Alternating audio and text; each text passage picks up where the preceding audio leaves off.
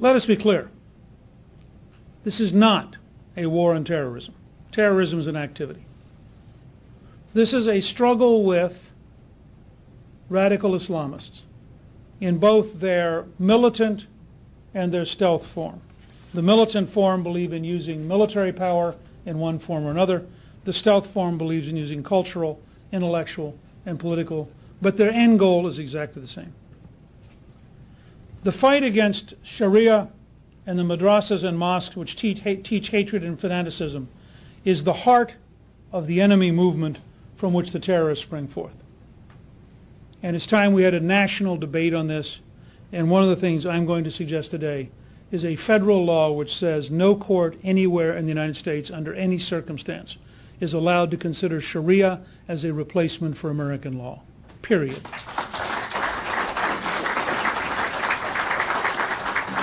And let me draw a sharp distinction between those Muslims who live in the modern world and those Muslims who would radically change the modern world. Radical Islamists want to impose Sharia on all of us for legitimate reasons. And let me be quite clear. You can respect your adversary without agreeing or giving in. They have profound, deeply held beliefs, and one of the great challenges for secularists is they can't understand the level of passion that a belief which is derived from an underlying religious form leads one to have. Which is why, frankly, deeply believing Christian and Jewish Americans have a much better understanding of what's going on than do secular intellectuals in deracinated universities looking out of their ivory tower, trying to wonder what it is that would lead people to kill themselves and having no comprehension of the emotions and the depth of passion engaged. So, stealth jihadists use political, cultural, societal, religious, intellectual tools. Violent jihadists use violence. But in fact, they're both engaged in jihad. And they're both seeking to impose the same end state, which is to replace Western civilization with a radical imposition of Sharia. And let me be quite clear. And I could not disagree more with Dean Kagan in accepting the Saudi money to have professors of Sharia at Harvard. I couldn't disagree more with every university in America which teaches a transparently propagandistic version. Sharia in its natural form has principles and punishments totally abhorrent to the Western world, and the underlying basic belief, which is that law comes directly from God and is therefore imposed upon humans, and no human can change the law without it being an act of apostasy, is a fundamental violation of a tradition in the Western system which goes back to Rome, Athens, and Jerusalem, and which has evolved and given us freedom across the planet on a scale we can hardly imagine, and which is now directly threatened by those who would impose it. So,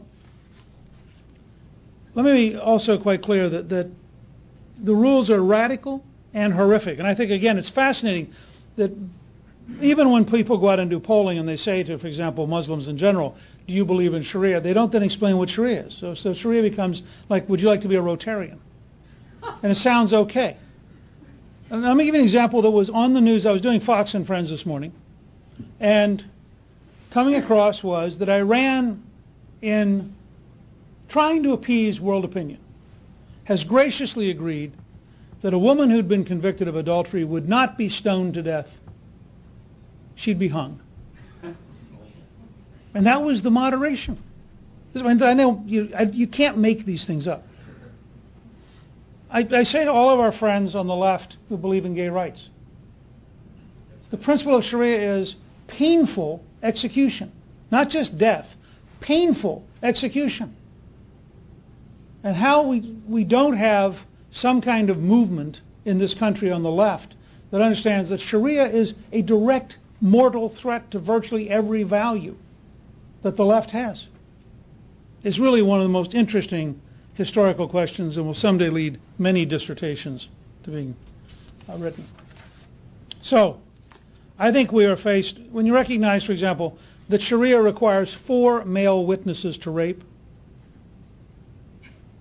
and in the absence of 4 male witnesses, the complainant is themselves guilty, and there's a case in the last year in Saudi Arabia of a woman who was gang raped, had no witnesses, and has since been beaten for having engaged in inappropriate behavior.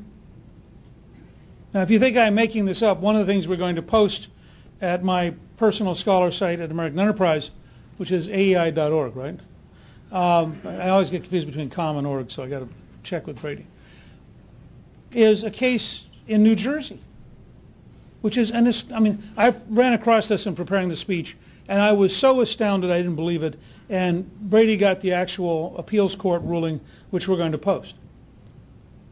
A woman files for a restraint against her husband, who has been beating her, torturing her, and raping her for hours at a time. And the judge rules at the entry level that he is not guilty of any criminal actions because, in fact, in his interpretation of Sharia, those are his rights, and therefore would be an imposition on his religion to apply to him American law. The appeals court came back and cited the 1878 case involving polygamy and said, this is nonsense. We have a clear, long tradition in this country that you can't, in fact, interpose religion to commit criminal acts and claim that it was because your religion made you do it. But when you read the case, and I believe this man was sincere. This is not an evil man. This is a person who has found a rationale for a behavior system which is horrific and which we would never tolerate. And yet here is an American judge so confused by secular situation ethics that he was unwilling to impose American law on somebody who was clearly abusing somebody. Now, there are much less horrific examples of this. I would cite to you, for example, the case in Minnesota where a blind student was exempted from a course and given credit without attending because his seeing eye dog offended Muslim students. Now, the fact that the college didn't have the nerve to say, under the Americans with Disability Act, the blind student stays, and if you want to leave, that's your prerogative. If you want to know what appeasement is like in America, if you want to know why this is a problem here at home, this is the kind of stuff that's going on because nobody in our secular elites is prepared to stand up and defend Western civilization against a routine, steady erosion. Yet it's pretty clear that the Obama administration is willfully blind to the nature of our enemies and the forces which threaten America. And I think it's willful because I think, if you look carefully at the Attorney General's comments, if you look at the Homeland Security Advisor, Mr. Brennan's comments, only a person willfully hiding from reality could say these things. So it's not ignorance. It's determined effort to avoid it. But that shouldn't surprise us. Certainly not here at the American Enterprise Institute. The left's refusal to tell the truth about the Islamist threat is a natural parallel to the 70-year pattern of left-wing intellectuals refusing to tell the truth about communism and the Soviet Union. If you go back and look at all the years of disinformation, all the years of denial that were the left's response to communism, why would you think that the next threat to Western civilization will be more accurately studied? It is and this is why the secular socialist system is itself such a threat. It is the natural pattern of secular socialist intellectuals to prefer our opponents to us and to accept their lies over our truths. And if you doubt that, go look at any study of the 70-year period in which the left consistently apologized for the Soviet Empire.